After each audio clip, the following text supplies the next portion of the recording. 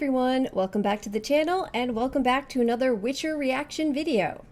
Alright, we are at the season finale, so episode 8, end of season 1, we've come to it at last. There's been some various ups and downs for me throughout the course of this season, but I've found myself more and more impressed with the show as we've gone along, and at this point I'm really excited to see how they wrap everything up.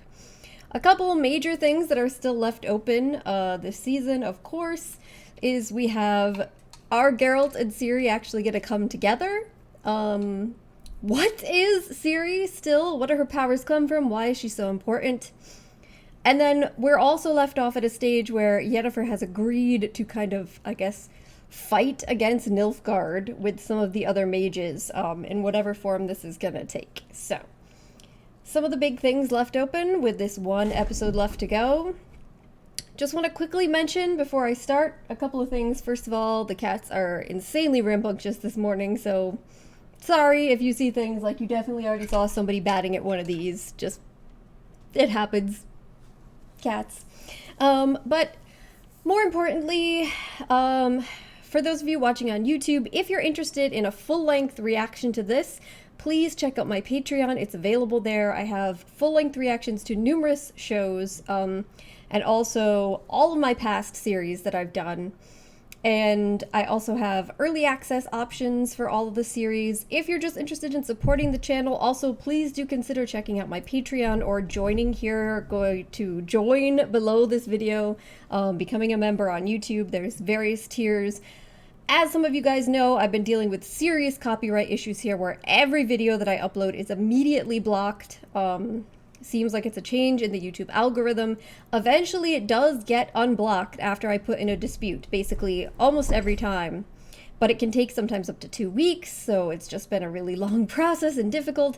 And even when they do get unblocked, they remain demonetized. So I've not been able to monetize any of my reaction videos for a couple of months now. So not getting any money off of YouTube. And it's a pretty big strain. So if you guys are willing and able to, and you want to support the channel, please do consider becoming a member here or checking out my Patreon. So pitch over with, let's get back to the main content, let's get back to The Witcher, and let's get into this finale. I'm very excited to see how it's gonna wrap up. So, episode 8 of season 1.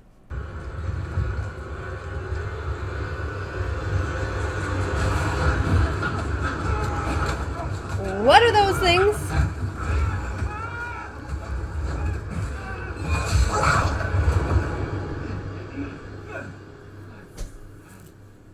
Go home. Hmm?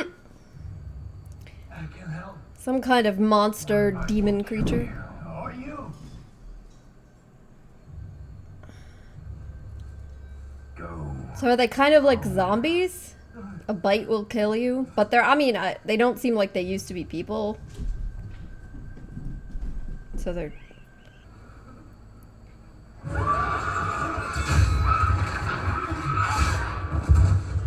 They move fast.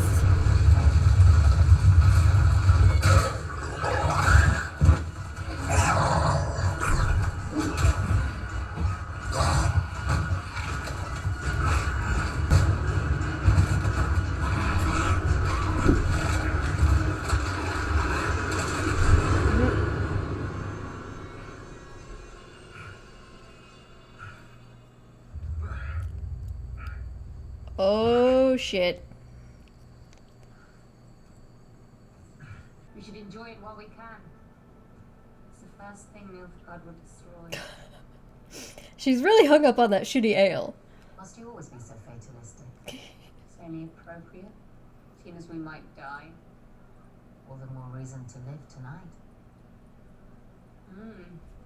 Like you.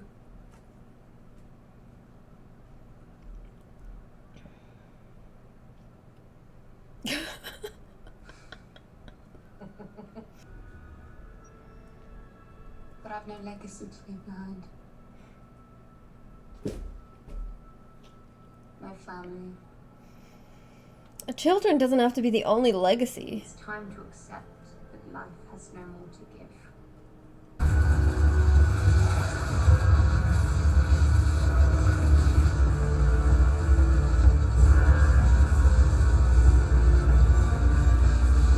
my god.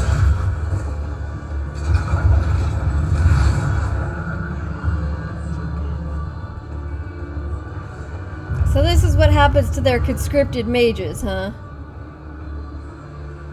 Like they use up their life force to make weapons? Jesus.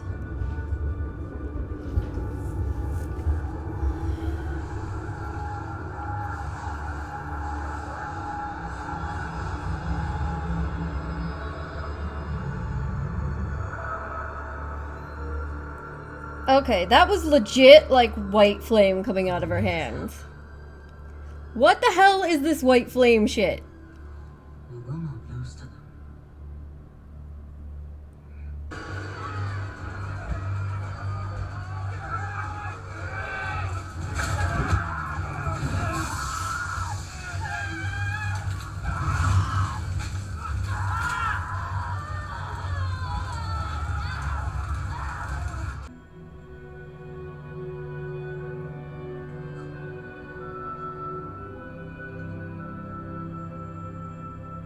If you can hear me, you need to get to the front line.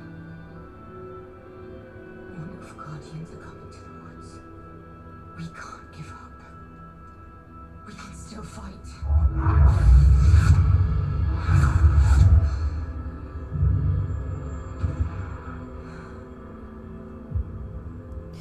Jesus.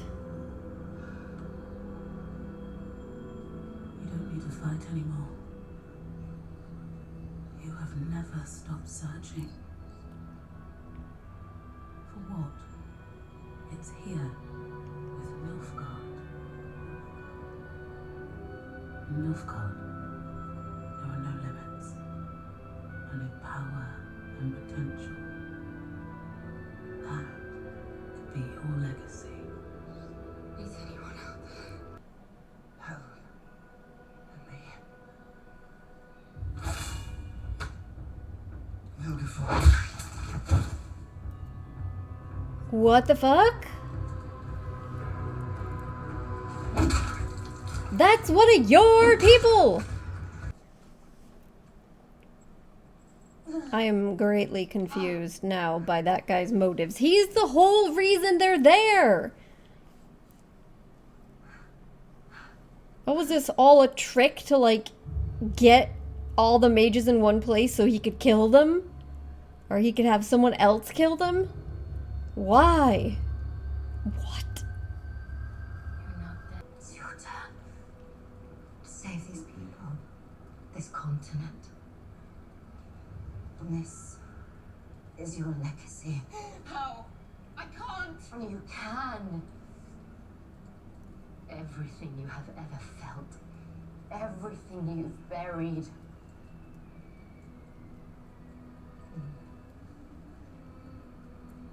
Forget the bottle. Let your chaos explode.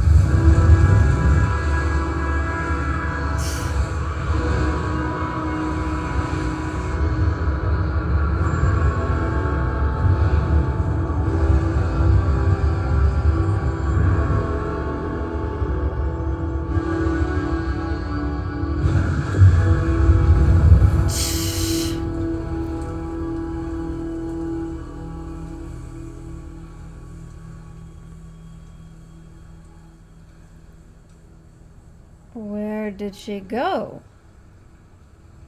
Yennefer.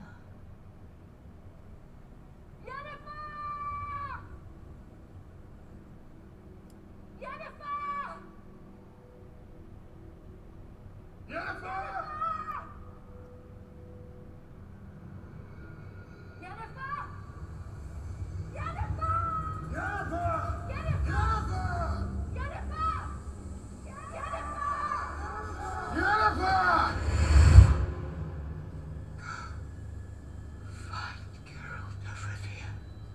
He is your destiny.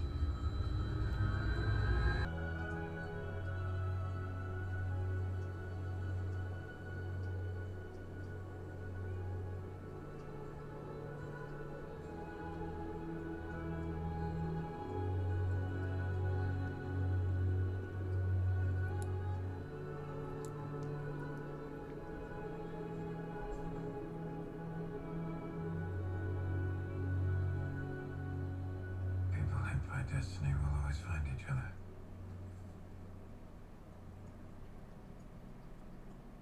Who is Yennefer? What?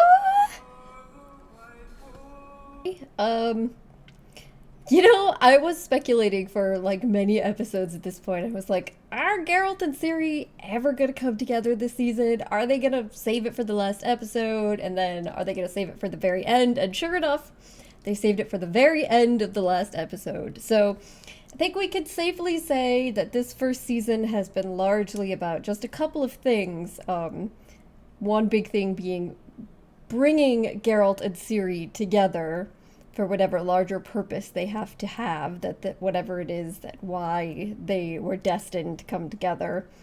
But then also just to introduce us to all these three main characters, those two, and then Yennefer, and their backstories, and give a setting, I guess, of like the world they live in as a whole, though there's still a lot of things that I don't know. I'm very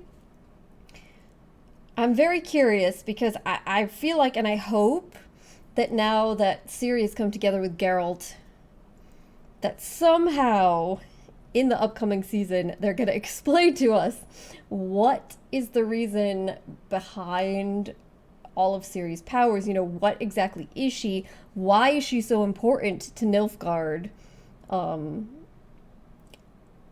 And what the... Okay, what is the white flame? What is it? What is the purpose behind it? How does it contribute to this different sort of power? You see things like the mages that were conscripted into the Nilfgaardian army using this kind of dark magic and it killing them, basically draining them of all of their, not just power, but their life force, them turning into dust and crumbling and dying. But that didn't happen to Fringilla. Like, she was able to use those dark magics and survive. And is it because she's imbued with this white flame, whatever it is, or a part of it, because she fully believes in it? I don't know, but I'm really curious, and I want to know how that relates to Ciri and what her powers are and what she is. So I'm hoping that's something that we're gonna get really delving into in season 2. And I'm interested to see, now that Ciri and Geralt are together, what that dynamic is going to be like. So we saw when Geralt and Yennefer came together what happened, but Ciri and Geralt are also two very different personalities who are also both at kind of this weird stage where it seems like both of them feel like they just shouldn't be around anyone.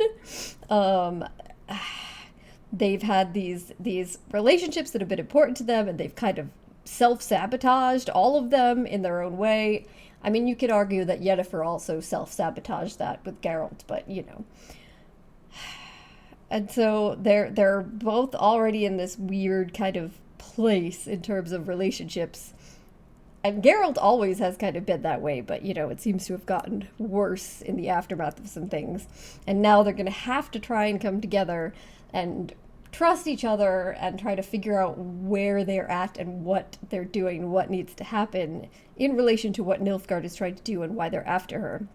So it'll be interesting to see the dynamic between them and what it's going to be actually like. I'm also very curious because, at the end, she has a vision of Geralt standing in the battle aftermath with Theseus calling for Yennefer, and obviously, Geralt wasn't actually there ever, I'm assuming. I don't think he had gotten there. Is that where they're going to be going next? I don't know. Is she just imagining him there? And the point is that they're both calling for Yennefer, so she has a vision of them calling for Yennefer, and so then the first thing she asks him when they finally come together after everything is about who is Yennefer, and he's like, "Whoa." So to me, that indicates that their destiny, whatever it is, maybe is also linked with Yennefer, which would make a lot of things in the story make sense, how central she has. And she's obviously, that would make her way more than just, say, a powerful person in this world, a love interest for Geralt, but also, central to the Ciri kind of storyline and the whole destiny and the larger picture, which would make a lot of sense. But I don't know where she is. Where is she? I think they're leaving you kind of wondering, did something happen to her? Theseus is like desperately looking around for her and calling for her. And I don't know if they're trying to make it look as though maybe it's possible that she like used up her chaos and that killed her, kind of like those other mages. But I mean, clearly that's not what's going to be what happened. But I'm wondering if they want to leave that possibility in her head. But I'm more curious as to where she went. Did she go somewhere intentionally? Was she forced to go somewhere? I don't know. I'm a little curious. So we have that to look forward to in the next season. One thing I was disappointed with the last couple episodes is, so the last thing we see of Jaskier this season is that Geralt is a total ass to him and he basically walks away and that's it. I was hoping we'd get a chance to see him, that it wouldn't be left with that kind of heartache. And so now I can just only hope that he comes back in the next season and Geralt's able to make up with him and make it up to him, and that's not just like how everything ends for him, because poor Jaskier. But yeah, so overall, I think it's very interesting that, though this episode kind of capped off and ended with Geralt and Ciri finally coming together, and though we did have some interesting stuff with Geralt in his kind of bite/healing medicine potion induced haze, where he's seeing all these women that have been important to him, Renfri, Yennefer, and then of course his mother, and having it out with his mother about her giving him up to Witcher training and what that meant for him and the risk she put him in and why, and her basically kind of suggesting that it was destiny, it had to be, and now your destiny's out there, and that's Ciri kind of pushing him back towards that. So even though there was some interesting stuff with that, almost all of this episode was centered around Yennefer and the mages fighting against the Nilfgaardian mages and army. So this was really Yennefer's episode all the way through, which is interesting. And I mean, I'm not going to complain, because I think it's pretty clear at this point she is my favorite character, and I find her storyline the most interesting. I do think it's interesting also, it's not a surprise to me, and I did see it coming, that it came down at the end to her. They have not really touched upon it since the first couple of episodes, but she isn't any ordinary mage in the sense that she has elfin blood in her bloodline, which heightens her powers, it seems, makes them into something else. So she was able to do something that it seems like none of the others could do at the end there. And it was kind of like just clearly showing to be like the aftermath of her, building up for all these years, holding in her chaos, trying to restrain it, trying to use it in specific, like, little ways without letting it control her or take everything over. That's what she was trained by Theseus to do all these years. And then finally at the end, Theseus is like, nope, just let it go. And this is what can happen. And we see the aftermath of that, the fullness of her power. So it was really the culmination of her storyline and where she'd come to, and Theseus trying to argue to her that this could be your legacy, saving all these people, saving the continent, and that's a more important legacy than, say, just having a child. But then I'm left to kind of wonder, Because you also had this dynamic with Geralt and Yennefer where they were specifically talking about children and Yennefer wanting a baby, or at least the choice to have a baby, and Geralt saying, no, it's one of the good things about what was done to us is that we can't. And that was taken away because some people shouldn't, and you know, this isn't a world they should be brought into. But then you have this at the end where eventually, you know, Yennefer kind of pushes him and says, you bound yourself to a child and then you abandoned them. And then, of course, that Geralt ends up going and trying to find Ciri after all, and then finally accepting and embracing this as his destiny. And then he gets to her and she asks about Yennefer. So I'm curious if they're going to try to do this as then Ciri maybe is going to be like a daughter figure to the both of them, and maybe this is going to be what brings them both back together too eventually.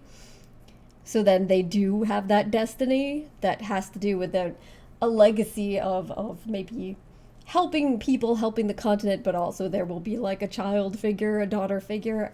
I don't know. That would be interesting.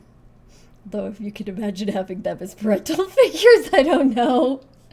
But hey, she already survived Calanthe as a parental figure, right? So, but yeah, I will say, so overall, I'm very pleased with the way that season 1 turned out. As you guys know, if you've been watching my reactions all throughout, there were some episodes I felt were less strong than others. There were some things I didn't think were as well done as others. But I do think that it was pretty gutsy of them to do what they did, like I talked about at the end of the last episode, of, you know, putting that out there at the beginning when you're not really that emotionally attached to these characters, and then bringing it all back at the end and having you look at it from a totally different way, and then it hits totally much harder. But also kind of gutsy in the sense that if you saw just like the previews and a lot of the things about this show, you know, it seemed very kind of action-oriented. But not just that, more like a typical sort of fantasy story. And of course, it obviously has all those elements. But if you really come down to it, a lot of the show was very, you know, slow. A lot of moments of just characters, you know, talking about things. And it seems in a lot of ways it was more of like a character study type of piece. And that's it's interesting to me because that, again, could be very risky, and I'm sure was something that a lot of people coming into watching the show started to discover and were not too pleased about. And I think, again, it was a risk that they took. I think that it ended up turning out well. I think, again, there were times where it was not as good as others, especially earlier on. But that it ended up overall being very satisfying and fulfilling. So I'm very pleased with what they did. You know, the way that they went with the multiple timelines too, and you kind of gradually figuring it out and putting into place what is happening when along the way too. Again, another sort of risky thing to leave people to just kind of determine because people could be very confused. But I think, again, it did ultimately work out if you stuck with it. So if you stuck with the show, a lot of the things that maybe early on were maybe seemingly confusing or also or maybe just unsatisfying ended up coming together in a very good way. So I'm really impressed with the way that it ended the last couple of episodes. So for me, very good first season, and I'm very excited to see where it goes from here. So can't wait for season 2. So, all right, I think I'm going to wrap it up here, guys. So thank you so much for joining me. A reminder, again, to those of you on YouTube that full-length episode is available on Patreon if you want to see it. And I'm just going to wrap it up here. So hopefully I will see you guys next time for other videos. Bye.